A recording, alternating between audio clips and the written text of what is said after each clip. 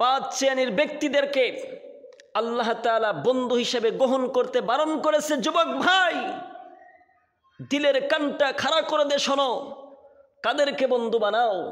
1 number, আল্লাহ তাআলা সূরা আল ইমরানের 28 নম্বর আয়াতের মধ্যে বলেন, লা ইয়াত্তাখিযুল মুমিনুনাল কাফিরিনা আউলিয়া মিন দুনিল মুমিনিন। আল্লাহ তাআলা বলেন, ইমানদার ছাড়া অন্য কাফেরকে যেন বন্ধু না বানায়। ইমানদার ছাড়া তারা যেন কোনো কাফেরকে বন্ধু না বানায়। যুবক, ভালো করে শোনো, তুমি আজ কাকে বন্ধু বানাও? যে মুশরিকের দলের মধ্যে লিপ্ত না। যুবক, বন্ধু নির্বাচনের ক্ষেত্রে সতর্ক অবলম্বন করা লাগবে। তাহলে 1 নাম্বার জানলাম, কাফেরদেরকে বন্ধু বানানো যাবে না।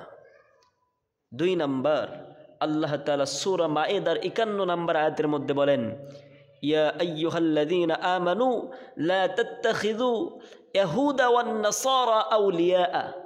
আল্লাহ তাআলা বলেন, হে ঈমানদারগণ, তোমরা ইহুদি খ্রিস্টানদের বন্ধু হিসাবে গ্রহণ করো না। ইহুদি খ্রিস্টানদের বন্ধু হিসাবে গ্রহণ করা যাবে না।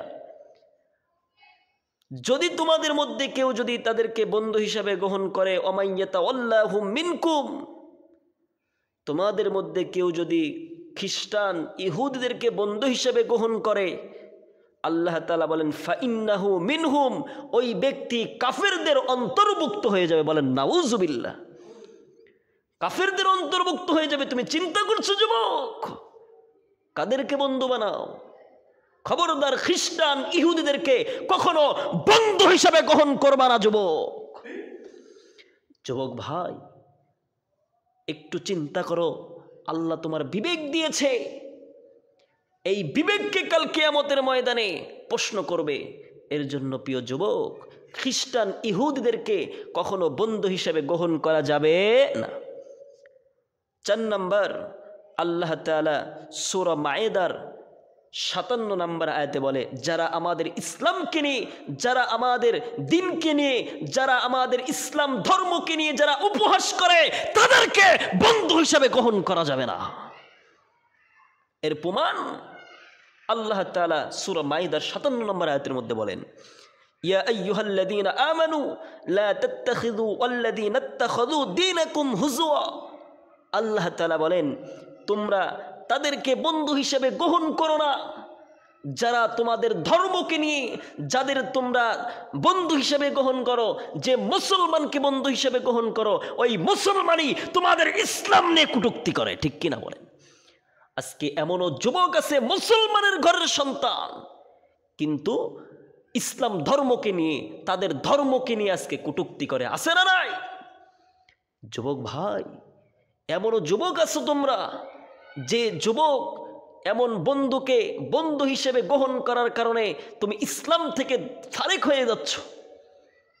যুবক ভাই, বন্ধু নির্বাচনের ক্ষেত্রে অবশ্যই সতর্ক অবলম্বন করবা। তাহলে যারা আমাদের ইসলামকে নিয়ে, আমাদের দিনকে নিয়ে যারা কটূক্তি করে, তাদের সাথে আমাদের বন্ধু হিসেবে গ্রহণ করা যাবে না। এবার আসুন 5 নাম্বার, মা বাবা, ভাই বোন, আত্মীয় স্বজন, যারাই ইমানকে প্রাধান্য না দিয়ে কুফুরিকে অবলম্বন করবে, কুফুরিকে প্রাধান্য দিবে, তাদের সাথে আমাদের কোনো বন্ধুত্ব করা যাবে না। তবে যুবক, মা যদি ইমানকে প্রাধান্য না দিয়ে কুফুরিকে প্রাধান্য দেয়, বাবা যদি ইমানকে প্রাধান্য না দিয়ে কুফুরিকে প্রাধান্য দেয়, তাও তাদেরকে ধমক দিয়ে কথা বলা যাবে না, তাও তাদেরকে অপমান করা যাবে না। কিন্তু আল্লাহ তাদেরকে বন্ধু হিসেবে গ্রহণ করতে বারণ করেছেন।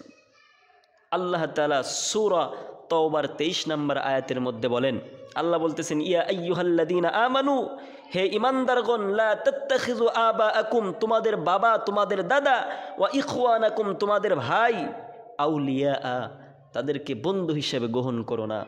প্রিয় ভাই, মা বাবা, ভাই বোন, আত্মীয় স্বজন, যারাই কুফুরিকে প্রাধান্য দিবে ইমানকে বাদ দিয়ে, তাদেরকে বন্ধু গ্রহণ করা যাবে না। আল্লাহ বলেন ইনিস্তাহাব্বুল কুফরা আলাল ঈমান, যারা ঈমানকে বাদ দিয়ে কুফরকে প্রাধান্য দিবে তাদের সাথে বন্ধু হিসাবে গ্রহণ করা যাবে না।